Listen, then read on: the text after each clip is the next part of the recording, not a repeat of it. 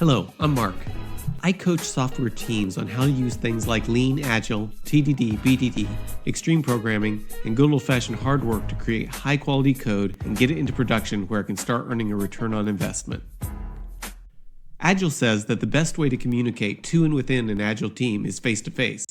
This is the driving force behind the trend toward putting teams in a big room so that everyone can work together. If you've ever experienced the energy of working in a team room with a highly productive team, you understand why organizations work so hard to create that type of environment. But as great as it is to be co-located with a bunch of brilliant teammates, sometimes the people you need to work with aren't all going to just happen to be in the exact same place on the planet. So do we just skip the whole face-to-face thing when dealing with remote work? No. Well then, how do we follow the Agile principles when people aren't co-located? That is what this video is about. Have you ever been in a meeting where you had a few people around a table and a few people on a conference call? Everyone in the room can see each other, but they can't see or be seen by the people on the phone. What happens when someone on the phone starts talking and people aren't interested? Their phones come out, they start browsing the news on the computer, start counting the ceiling tiles, fidgeting, having side conversations, etc. The person on the phone may have no idea that they've lost everyone and assumes everyone is listening with rapt attention. I've even seen people get up and leave the room. The person on the phone has no clue that the main person they thought they were talking to is gone. Or even worse, the person on the phone starts talking about an issue they're having with a coworker, only to discover that the person they are talking about is right there in the room listening. A great deal of our ability to communicate and interact with people is based on what we can see visually. If someone is working without the visual channel, the quality of communication back and forth with them is going to be severely hampered. Video conferencing capabilities are inexpensive and readily available, but just because the capabilities exist doesn't mean that teams use them effectively. The way many organizations try to use video conferencing is to schedule it for meetings. Basically, they're replacing the phone bridge with a video bridge. This can be useful. If you're working from home and join a meeting, it's infinitely better to be able to see the people you're talking to. If you are losing their attention, you can tell. If the person you're talking to gets up and leaves the room, you aren't oblivious. If you want to talk about Bob's body odor, you may temper what you say because he's sitting right there looking at you across the video conference.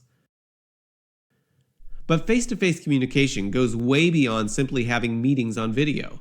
A large percentage of the information flowing back and forth between team members happens outside of scheduled meetings. This is particularly true with Agile teams because they should be working hard to minimize meetings. That is why the organization invested in team rooms in the first place. Simply doing a 15-minute daily face-to-face meeting on video isn't going to replicate being in the office. The Agile teams I've worked with that have the most effective communication with remote team members have always-on persistent video. Their virtual team room is just that, the virtual room where everyone joins and works on video where they can see and be seen. If there are physical team rooms with multiple people working in them, those rooms get connected to the virtual room with video units that offer good audio and video coverage of the room. They connect first thing in the morning and stay up all day.